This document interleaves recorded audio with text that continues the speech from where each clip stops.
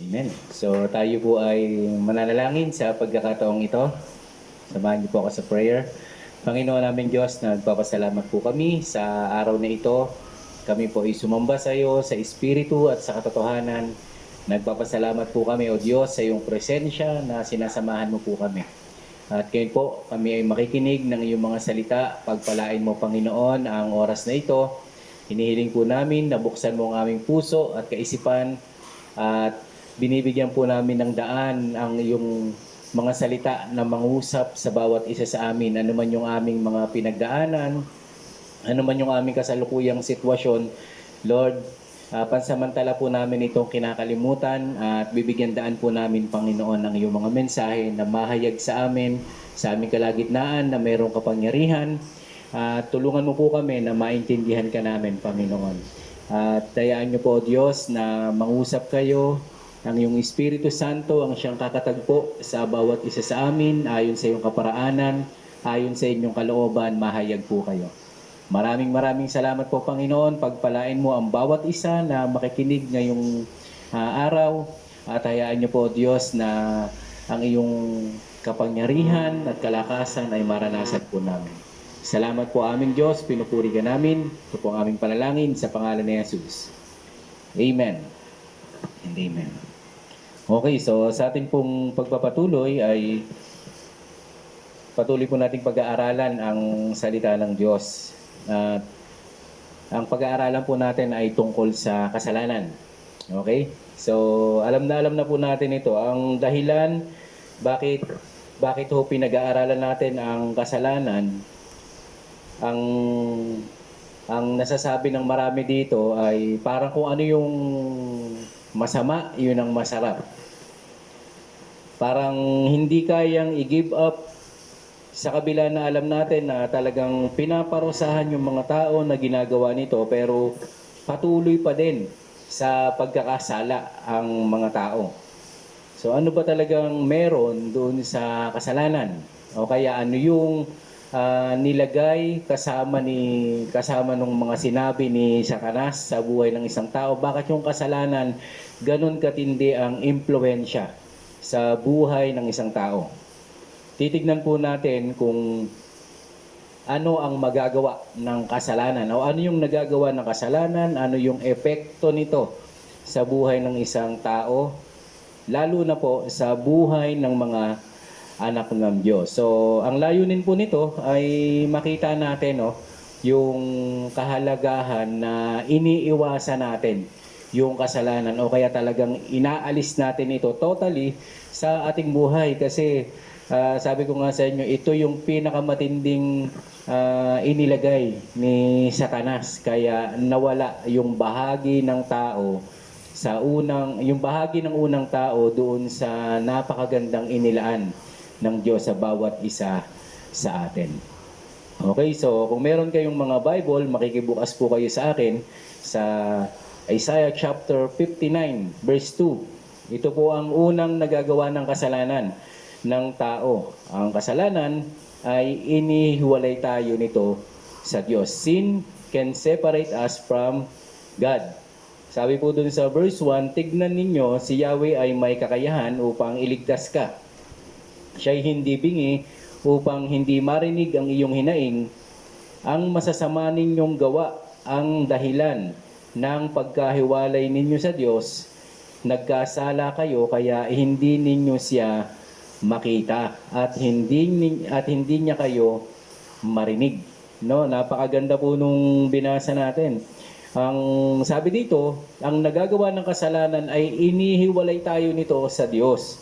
Ano po ba ang kalagayan ng tao pag tayo ay hiwalay sa Diyos? Balik tayo sa unang tao. Dadaanan po natin ulit. Si Adan at si Eva ay pinaalis sa Eden dahil sa kasalanan. Okay? Yung Eden ay naginawa para sa tao, inalis ang tao. Imagine, inalis doon. Ganon kahigpit ang Diyos. Yung kasalanan na hindi po pwede doon sa piling niya. Ayaw ng Diyos na mahiwalay ang tao sa Diyos. Pero dahil sa kasalanan, okay, gusto ko pong maintindihan natin to. Dahil sa kasalanan, naihiwalay ni Satanas ang tao sa Diyos. So, nakakalungkot ito. Napakasakit nito sa Diyos. Bagamat si Satanas ay tuwang-tuwa. Pero hindi ito naiisip ng tao na ang akala niya, ang buhay niya, talagang malayo siya sa Diyos. Okay? So mamaya tatalakayin natin bakit hindi mo iniisip na magbalik loob sa Diyos. Pero itong unang tinatalakay natin, ang kasalanan ay ihihiwalay ka nito tiyak sa Diyos. Sabi mo sa katabi mo, ang kasalanan, ihihiwalay ka sa Diyos. Amen. Pangalawa, malakas ang Diyos para tayo ay tulungan, kaso ayaw nating iwanan yung kasalanan. Okay? Gusto kang pagalingin ng Panginoon, ayaw mo namang iwanan ng kasalanan. Gusto mo mapunta sa langit, ayaw mo iwanan ng kasalanan. Gusto mo pagpalain ka ng Diyos, ang sabi po dito sa binasa natin, ang kasalanan ang nagiging dahilan. Bakit hindi tayo naaabot, hindi tayo marinig ng Panginoon?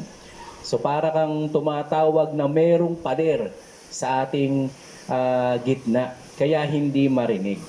So kasalanan po yun. Ngayon, dahil ayaw nating iwanan ng kasalanan, kahit gusto mo na pagpalain ka, hindi mo makukuha. Ang dahilan, dahil sa kasalanan na ayaw bitawan ng tao. Pangatlo, dito sa ating pinag-uusapan na ang kasalanan ay maghihiwalay po sa atin sa Panginoon, ano pa ang magiging epekto pag hiwalay tayo sa Diyos? Sabi po ng John chapter 5, verse 5, apart from me, you can do nothing. Okay? Ang sabi ng Diyos doon, I am the vine and you are the branches. So, ang sanga na hindi nakadugtong sa puno, mamamatay, itatapon sa apoy, walang magagawa. Magkakabunga lang, magkakadahon lang ang isang sanga kapag ikaw ay nakaugpong doon po sa mismong puno. Kaya ang sabi ng Diyos, kung tayo ay hiwalay sa Kanya, wala tayong magagawa. Ayan din yung isang larawan na ipinakita doon sa alibughang anak. Yung alibughang anak ay ang ganda ng kanyang buhay nung siya ay nasa piling ng kanyang tatay. Okay? Ang pinakamatinding kasalanan niya, hindi yung kinuha niya yung kanyang mana. Ang pinakamatinding kasalanan niya, namuhay siya ng malayo sa kanyang ama. No, wala nagsasaway sa kanya, siguro sinasaway siya ng tatay niya. At ang sabi ng Biblia doon, inubos niya sa masamang pamumuhay. At naging dilubyo yung buhay niya malayo sa piling ng kanyang ama. Alam niyo po kung bakit? Ang pamumuhay ng malayo sa Diyos, kasalanan. Ang pamumuhay ng malayo sa Diyos ay kamatayan. Wala tayong magagawa. Kaya nung naisip niya, buti nakapag-isip pa siya, na magbalik loob sa ama niya, naibalik po yung kanyang dating kalagayan na namumuhay sa piling ng kanyang tatay. Amen. Magpakalinga ho tayo sa Diyos. Huwag nating ipagmatigas yung ating mga kasalanan na akala po natin masaya. Ang dulo po niyan ay kapahamakan. Okay? Sabihin natin, kapahamakan. Ayan. Kasi kapag hindi po natin tinignan na ganyan ang epekto ng kasalanan sa atin, patuloy natin itong hawakan at pamamalagiin natin ito sa ating buhay. Kasi ang akala natin, masaya na tayo dito sa mundo, okay na yun. Hindi po, meron pong buhay na nag-aantay sa atin na mas mahaba. Ayun ay buhay na walang hanggan sa piling ng ating Panginoon. Okay? Kaya huwag kang maging masaya na akala mo ay okay lang yan. Siguro po sa ngayon, pero darating ang panahon, sisingilin din tayo ng Panginoon. Kaya huwag mong hayaan na maghari ang kasalanan sa iyong buhay kasi ihihiwalay ka nito sa Diyos. Alam niyo po ba yung kamatayang walang hanggan? Ang interpretation at ibang salita na sinasabi sa Bible ay walang hanggang pagkahiwalay sa Diyos. Okay? So, wag mong pilitin na mamuhay ng hiwalay sa Diyos. Kasi pagsisisihan mo, hindi mo alam kung ano yung nag-aantay na namumuhay sa kasalanan. Amen. So, mapalad ka kapag nakakita ka ng magandang dahilan para ilapit mo sa Diyos ang buhay mo at mamuhay ka ayon sa katuwiran ng ating Panginoon. Alam nyo, si Adan, pinakinggan nila ang salita ni Satanas ng ahas, no? Na hindi ka mamamatay, magiging parang Diyos ka, Okay, so yung creator ng mundo ay binaliwala nila yung salita. Ipinagpalit nila sa salita ng ahas. Okay? Na ngayon, wala na sa Eden ang tao namumuhay dito. Ang hirap. Okay? So ako naniniwala po ako na may magandang buhay na nag-aantay sa atin sa kabilang buhay. Hindi natin alam na baka higit pa sa pandemic na ito ang nag-aantay. Okay? Kasi ang mundo dito masisira. Ngayon, kung wala kang reservation sa langit dahil hindi ka nanampalataya sa Panginoon at pinaghari mo ang kasalanan mo sa iyong buhay, sayang. Di ba? Merong eternal life na nag-aantay sa atin. Ito ay regalo ng Diyos. Ipinagpapalit mo dun sa pansamantalang kaligayahan na kasalanan na ang dulo nito ay kapahamakan. Okay? Pangalawa, ano pa ang magagawa ng kasalanan sa atin? Number 2, sin make us feel guilty. Okay? Lagi nitong pinapadaman na guilty ka. Okay? Kapag yung kasalanan, meron ka, nakalagay sa awit 38 verse 4, ako'y nalulunod sa taglay kong sala, sabi ni Haring David, na sa dinamirami ay para ng baha, mabigat na lubha itong aking dala. Okay? Hindi ka bibigyan ng pagkakataon pagka yung kasalanan ay nasa iyo, parang inilulubog ka nito. Parang yung kumunoy, gusto mong kumawala, pero hindi ka makawala. The more na gumagalaw ka, lalo kang lumulubog. Si Jesus lang ang solusyon para makawala ho tayo sa kasalanan. Lagi nitong sinasabi sa iyo, makasalanan ako, hindi na ako tatanggapin ng Diyos, wala na nagmamahal sa akin, malas ako, hindi na ako magbabago, wala na akong pag-asa. Marami pa. Marami ka pang binabanggit na puro negative. Alam mo kung bakit? Ayaw mong alisin, ayaw mong ibigay sa Diyos yung kasalanan. Ang nagagawa sa iyo ng kasalanan, ilulubog ka ng ilulubog hanggang sa pwede mong tapusin ang sarili mong buhay dahil sa kasalanan. Ayaw po ng Diyos mangyari yan.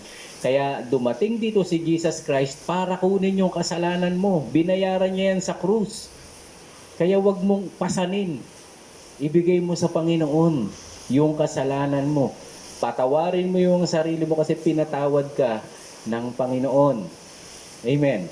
Kaya yung pong kasalanan na inaalagaan natin, lagi ka nitong sinasabi, hindi ka tatanggapin ng Diyos. Pa-pray-pray ka pa, pasimba-simba pa, pabasa-basa, wala.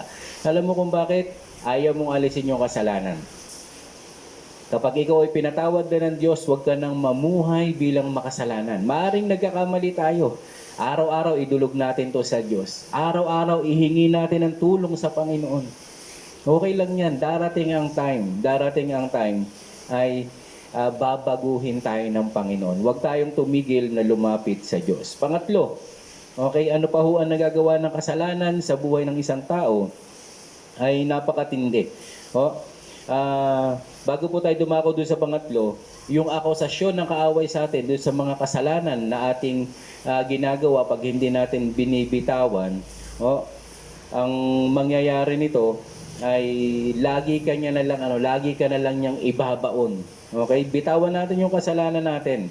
Ibigay natin to sa Panginoon. Sabi ng 1 John chapter 1 verse 9, kung ipapahayag ng iyong labi na ikaw ay makasalanan, patatawarin ka ng Panginoon. At lilinisin ka doon sa lahat ng iyong karumihan. Okay, maaasahan natin yun. Papatawarin tayo ng Diyos. Huwag mong isipin na hindi ka tatanggapin ng Panginoon. Nagkakamali ka. Ang Biblia, si Jesus ay bumaba para sa makasalanan. Nung bumaba si Jesus Christ, wala hong banal. Walang perpekto. Kaya lahat ng tao ay hindi umabot sa pamantayan ng Diyos. Ikaw at ako ay makasalanan sa tingin ng Diyos. Kaya yung kamatayan ni Jesus para sa krus, para sa iyo at para sa akin. Kaya ang laki ng nawawala sa iyo kapag hindi ka napatawad, pag hindi nakuha yung kasalanan mo. So, hindi mo alam, bayad ka na. Binayaran na ni Jesus Christ. Ang kailangan mo lang gawin ay tanggapin mo si Jesus, manampalataya ka na pinatawad ka na sa kasalanan mo at meron ng buhay na walang hanggan na ipinagkaloob sa iyo ang Panginoon. Kahit gaano kabigat ang kasalanan mo, tatanggapin tayo ng Panginoon. At manampalataya ka na ikaw ay tatanggapin ng Diyos. Bago tayo pumunta dun sa pangatlo, ayoko lampasan po itong pagkakataong ito kasi baka makalimutan natin. Gusto kitang ipag-pray. Okay?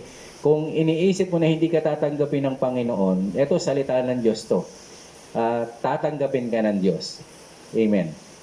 So lapit ka ng buong puso sa Panginoon sa pagkakataong ito. At gusto kong hilingin na ipanalangin mo itong mga salitang ito mula sa puso mo. Okay? At naniniwala ako na tatanggapin ka ng Panginoon. Okay? Kung pinapahirapan ka niyang kasalanan na yan, itong panalangin na ito ay panalangin para palayain tayo ng Diyos. Amen. So manalangin tayo sa pagkakataong ito. At gawin mong personal na prayer to. Panginoon, aking Diyos, kinikilala ko po na ako ay makasalanan. Hirap na po ako dahil dala-dala ko ito. Panginoon, nakataas po ang kamay ko ngayon at hinihiling ko po na tanggalin mo ang kasalanang ito. Ibinibigay ko po sa iyo. Nananampalataya po ako kay Jesus na yung kanyang kamatayan sa krus ay para patawarin ako sa kasalanan at para hindi na ako hatulan sa impyerno. Salamat po sa buhay na walang hanggan.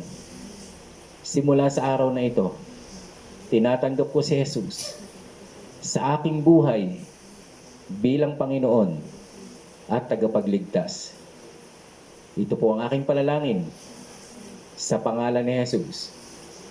Amen. Amen. Kung ginawa mo yung prayer na yan, ay gusto kitang i-congratulate. At hinihiling ko, kung gusto mo, tulungan ka namin doon sa kalagayan mo. Pwede kang mag-chat, okay, dyan sa group natin.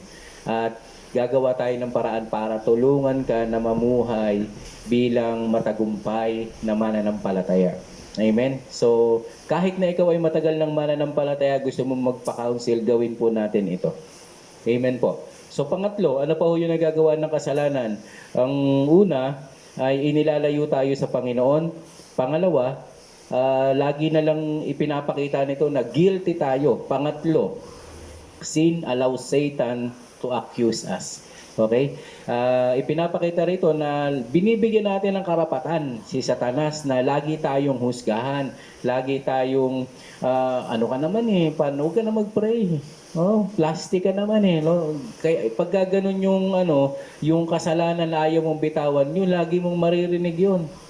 Oh, pa-pray-pray ka pa, ganto-ganto ka pa, lagi mong maririnig, ibigay mo sa Diyos. Okay? Sabi sa Revelation chapter 12 verse 10, at narinig ko ang isang malakas na tinig mula sa langit na nagsasabi, dumating ang pagliligtas ng Diyos. Ipinamalas na niya ang kanyang lakas bilang hari. Ipinamalas din ni Kristo ang kanyang kapangyarihan sapagkat pinalayas na sa langit ang umuusig araw at gabi sa mga kapatid natin. Kapatid, pinaalis na ni Jesus Christ sa panahong ito. Okay? Pero gusto ko po sabihin sa iyo na kahit ngayon ay pwede kang palayain ng Diyos sa panguhusga ni Satanas sa buhay mo. Huwag mong bigyan ng karapatan si Satanas. Kapag hindi mo binibitawan yung kasalanan mo, binibigyan mo siya ng karapatan para usigin ka niya araw, gabi, maya, minuto. Okay?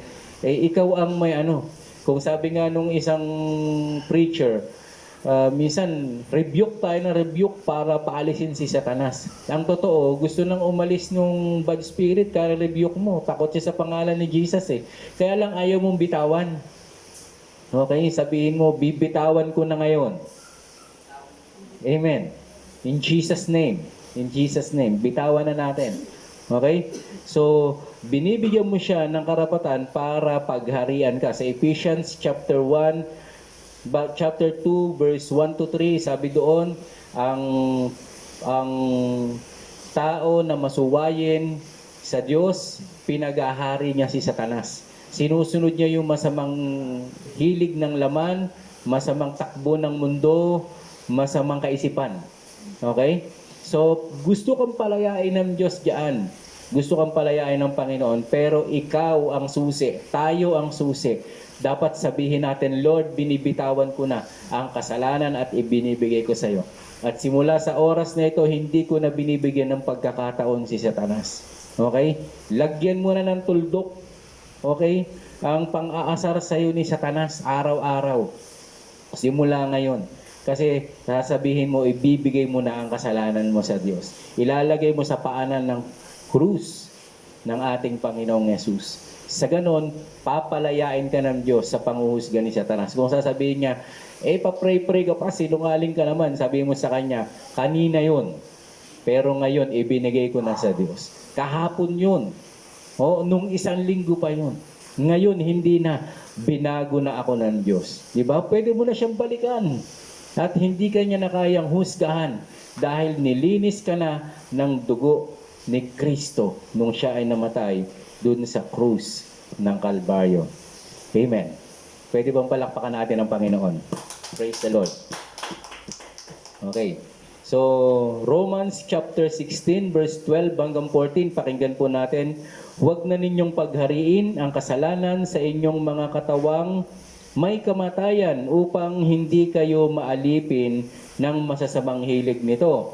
Uulitin ko po, huwag na nating paghariin yung mga kasalanan sa ating mga katawan na namamatay para maging alipin tayo. Okay? Huwag na natin silang paghariin kasi pwede ho, basta magdesisyon ka lang. Verse 13, huwag na ninyong ipailalim sa kapangyarihan ng kasalanan ng alinmang bahagi ng inyong katawan bilang kasangkapan sa paggawa ng kasamaan. Sa halip, pasakop kayo sa Diyos bilang mga taong namatay na at muling binuhay at ihandog ninyo sa Kanya ang inyong katawan bilang kasangkapan ng kabutihan. Huwag nating ipailalim ang anumang bahagi ng ating katawan bilang alipin ng kasalanan. Ang sabi rito, bagkus, ipasakop natin sa Diyos simula ulo hanggang talampakan para bigyan natin ng kaluwalhatian ang ating Panginoon. Sabihin mo sa katabi mo, binili ka na ni Jesus. Bayad ka na doon sa krus. Kaya pag-aari ka na ng Diyos. Yung kasalanan mo ay binayaran na ni Jesus. Kaya hindi na sa'yo yan. Okay? Kinuha na ni Jesus Christ yan. Kaya bayad na yan. Okay, ibato mo na sa mukha ni Satanas yan. At sabi mo sa kanya, wala ka nakapangyarihan sa akin simula ngayon. Sa pangalan ni Jesus. Verse 14, ang sabi rito, sapagkat hindi na dapat maghari sa inyo ang kasalanan.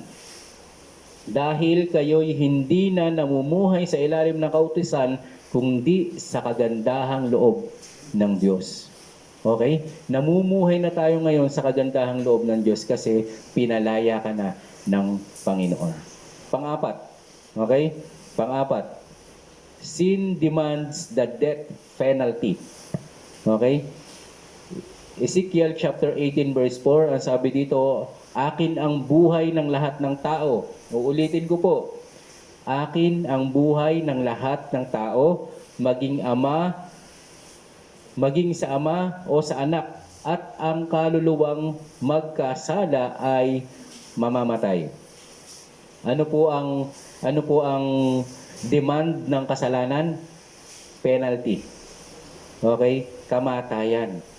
Mismong ang Panginoon ang nagsalita nito. Ngayon, kung hindi ho tayo natatakot sa ngayon kasi parang pinapangatawanan natin, hindi natin alam yung ating sinasabi. At gusto ko po sabihin sa iyo, kapatid, na kung binayaran ng Panginoon ang kamatayan mo, ang kasalanan mo at ang kaparusahan doon sa impyerno, pag hindi ho tayo nakinig doon, okay, pagbabayaran natin ito pagdating ng takdang panahon. Amen. So, ito po ang goal ni Satanas. John chapter 10 verse 10. Ang sabi diyan, naparito lamang ang magnanakaw upang magnakaw, pumatay at magwasak. Pero naparito ang anak ng tao para ang tupa ay magkaroon ng buhay, isang buhay na ganap at kasiyasiya. Kapatid, gusto kang nakawin ni Satanas. Gusto kanyang patayin at sirain. Bibigyan mo ba siya ng pagkakataon? Narinig mo ang salita ng Panginoon at napakaganda kung bibigay mo sa Diyos ang buhay mo kasi tinubos ka na ng Panginoon. Gusto kang palayain ng Diyos. Napakaganda ng plano ng Panginoon. Nasa iyo na po ang desisyon. Kung gusto mong damayan si Satanas doon sa impyerno, ay desisyon mo ito. Sabi nga lagi ni Pastor Judah, no? Your decision will determine your destiny. Okay? Kaya, magdesisyon tayo. Ikaw po ang magdidesisyon nito sa buhay mo. Hindi ho ito pwedeng gawin ng ibang tao para sa iyo. Amen. Ikaw lang ang makagagawa nito. Pero gusto ko sabihin sa iyo, kahit anong kasalanan meron sa buhay ng isang tao, binayaran niyang lahat ng ating Panginoon doon sa krus ng Kalbaryo. Tapos na yan. Bayad na yan. Ang kailangan mo lang, manampalataya ka sa Panginoon, ibigay mo to. Marahil maraming pinapahirapan ang demonyo sa mga kasalanan ng mga tao ngayon. Pero gusto kong palayain ng Panginoon, kaya ito po ang hamon ko sa iyo. No? Mananalangin ulit tayo. At ito pong panalangin na ito ay gagawin natin para bigyan ng pagkakataon ng Diyos. Amen. So, mananampalataya ka na, pero meron ka pang kasalanang idinidil sa Panginoon. Gusto ko pong itaas mo ang kamay mo. Okay, sa pagkakataong ito. At by faith, mananalangin tayo sa Diyos, makikipag-ugnayan tayo sa Panginoon at sasabihin natin, Lord, ibinibigay ko na po sa iyo ang kasalanang ito. Ibinibigay ko na po. Okay po. So, may papalayain ng Panginoon sa pagkakataong ito tayo ay manalangin. Aming Diyos, aming Ama. Salamat po sa iyong mga salita. Ito po ay inihayag ko sa buhay, Panginoon, ng bawat isa sa amin. At hindi po aksidente na narinig namin ang iyong mga salita dahil ang totoo, gusto mo po kaming palayain. Lord, sa oras na ito, abutin mo po ang bawat kamay na nakataas, ang bawat nananalangin, Panginoon. At nagsasabi, Panginoon, na ibinibigay na sa iyo ang kasalanan at pinagahari ka sa kanilang mga buhay. Ang iyong makapangyarihang kamay at ang iyong makapangyarihang dugo, ang iyong Espiritu Santo, ang siyang kumilos sa buhay ng bawat isa. At maranasan po namin ang iyong pagpapalaya sa pangalan ni Jesus. Sa pangalan ni Jesus. Salamat po, Panginoon, sa pagpapalaya mo. At gusto ko din pong ibigay ang aking buhay, Panginoon, at ikumit, Panginoon, ang aking bagong buhay simula sa araw na ito. Ako po ay lalakad na sa iyong katuwiran, sa iyong kabanalan. Salamat po, Panginoon. Ito po ang panalangin ko sa pangalan ni Jesus. Amen. And amen. And amen. Praise the Lord. Purihin